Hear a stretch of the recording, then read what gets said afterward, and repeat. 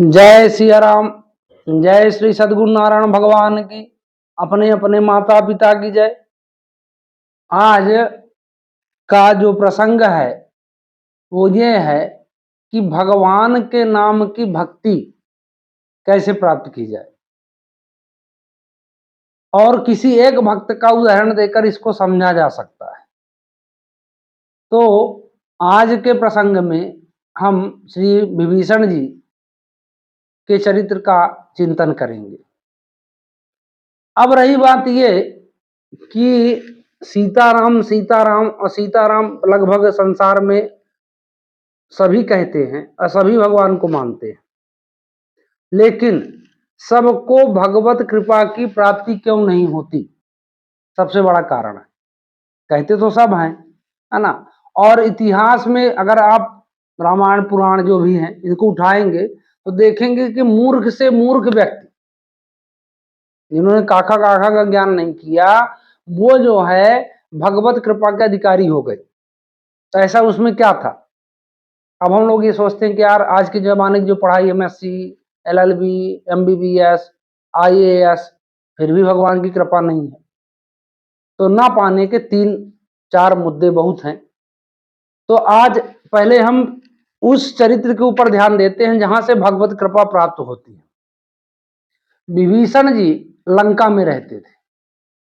तो ये श्री रामचरितमानस का प्रसंग है। हालांकि रामचरितमानस का अथाह है, हमारे जैसे अल्प बुद्धि वाले उसमें था नहीं पा सकते जीवन पर्यंत, है ना। तो अल्प बुद्धि यह है कि उसमें विचार अपना रखा जा सकता है, तो मैं विचार रखने का प्रयास कर रहा हूं। तो उसमें श्री रामचरितमानस में श्री गोस्वामी जी ने लिखा कि जब श्री विभीषण जी हनुमान जी से बताते हैं कि सुना हूं पवन सुत राहनी हमारी, जीवन दसनन महाजीव विचारी। पहले उस भक्त के निवास स्थान की कल्पना करते हैं। वो कहते हैं कि हमारा जो निवास स्थान है वो ऐसा है जैसे 32 दांतों के बीच में जीव अगर इधर हुई इधर से कट जाती है, इधर हुई इधर दबा देता है। मतलब एक भी इंच इधर उधर होने की जगह नहीं। समझ रहे ना बात को? कि मतलब जिसका राजा रावण हो, जो कि राम का परम विरोधी, मतलब वहां तुम आप हट नहीं सकते। हटने का भाव यहाँ ये होगा कि मतलब आप तेज से सीताराम कीर्तन नहीं कह सकते, घंटी बजा के पूजा नहीं कर सकते, मंदिर में फोटो नहीं लगा सकते। ये तो बात तय है। इतना तो ये चौपाई बता रही है कि सुना हूं पवन सुत राहनी हमारी, जीवन दसननमा जीव बिचारी।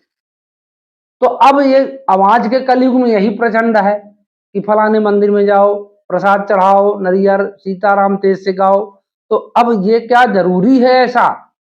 तो श्री विभीषण जी के चरित्र को आप अवलोकन करेंगे मेरे हिसाब से तो ये कोई जरूरी नहीं। तो फिर भगवान की प्राप्ति कैसे हो? तो उन्होंने कहा है कि तात कबहु मोहि जानिया ना था, करिहै कृपा भानुकुल ना था। तामस तन कछु साधन नाही, प्रीत न पद सरोज मन माही।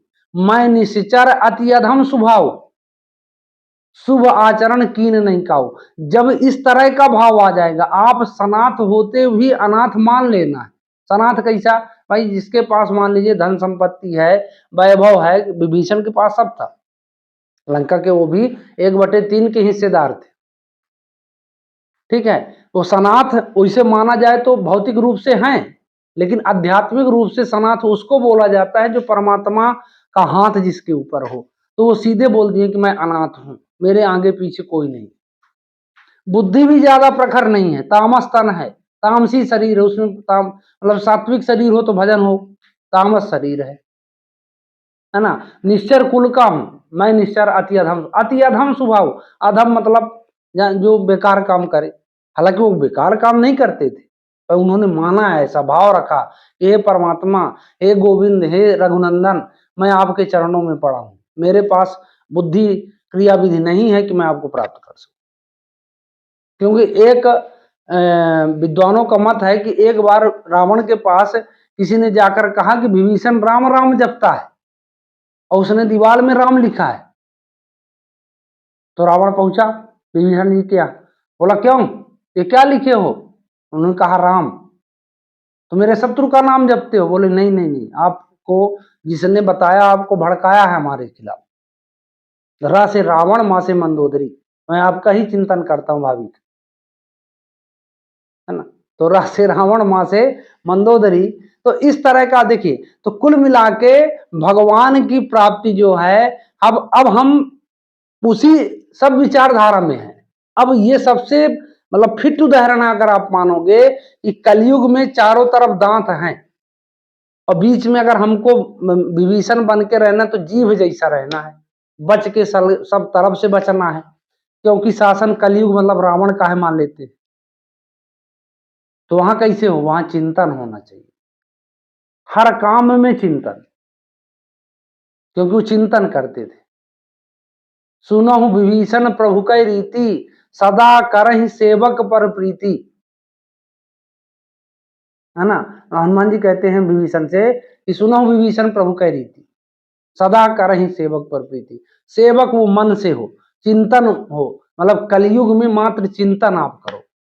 कीर्तन करो, अच्छी बात है, कीर्तन तो सीताराम कहोगे, दूसरे को भी लाभ होगा तो आपको और लाभ है। पर आपको अगर अपना लाभ व्यक्तिगत बढ़ाना है तो जब तक उनके नाम का चिंतन नहीं होगा, मनन नहीं होगा, तब तक उतना निखार नहीं आएगा। ये रामायण कहती है। चाहे किसी को भी देख लीजिए भाई, हनुमान जी सुमिर पवन सुत पावन नामू, अपने बस कर राखे नामू, सुमिरन करते थे वो, है ना। सुमिरन मतलब मन से, मन से उनका, जैसे सीताराम कह रहे हैं तो मन भी उनका सीताराम कह रहा। मैं ये नहीं कहता कि मुंह से, मुंह भी चले और मन भी, सुमिरन मतलब मन से, सुमीर पवन सुत पावन नाम, तब भगवान की कृपा अपने आप बरसने लगेगी। इसमें कोई ये भी नहीं देखा जाता कि वो कामी है, कि नराधम है, कि असुर है, कि मतलब हत्यारा है। वो जब शरण में आ जाए, मतलब उस दिन से हाथ उठा ले गलत करने का, बस, है ना। सीधे उन्होंने कहा कोट विप्र बदला गई जाऊ, आए शरण तजय नेताऊ, सन्मुख होत जीव मुंज वही, जन्म कोट यज्ञना से चवही। मतलब एक पात्रता होनी चाहिए भगवान का, मतलब उनके सामने जानने की चाहत। ये नहीं कि हम आज तक गलत किए तब ये सोच लेंगे नहीं नहीं अब तो मैं गलत कर चुका हूं, अब भगवान मुझे उद्धार नहीं करेंगे, नहीं नहीं। उन्होंने साफ कह दिया कोट विप्र बदला गई जाओ, आए शरण तजय नेताऊ। तुम शरण में जाने की भाव बना लो, जाने का भाव बना लो बस। और उस दिन से, जिस दिन से भाव बना लो, उस दिन से उस गलत काम का स्टॉप कर दो कि हम गलत काम नहीं करेंगे, अब सीताराम के शरण में जाना है। तो 100% सभी अपराध माफ। मैं नहीं कहता, रामायण कहती। तो इसी आशा के साथ कि आप भगवत चरित्र का अनुकरण करते करते, है ना। एक और कहानी इसमें है सुतीक्षण महाराज की। सुतीक्षण महाराज का नॉर्मल, उन्होंने कोई मंत्र का जाप नहीं किया, है ना। उनको गुरुजी ने भगा दिया था, लंबा हो जाएगा कथा, और थोड़ा सा कि मतलब भगा दिया जा, तो उन्होंने कहा था मेरे हिसाब से कि आमे कहीं तो अवय करी है। अगर आने को बोले, गुरुजी बोले थे कि इसी रास्ते से श्री सीताराम आएंगे, तो उसका जाप करते करते राममय हो गए वो।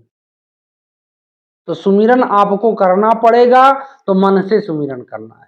तो इसी आशा के साथ कि आप सभी मन से भगवान का नाम कीर्तन भजन करेंगे और सुमिरन को बढ़ाएंगे, तो अपने जीवन का कल्याण 100% होना है, क्योंकि कलयुग समयुग नहीं, ये बात भी विश्वास मानिए। तो जय सीताराम।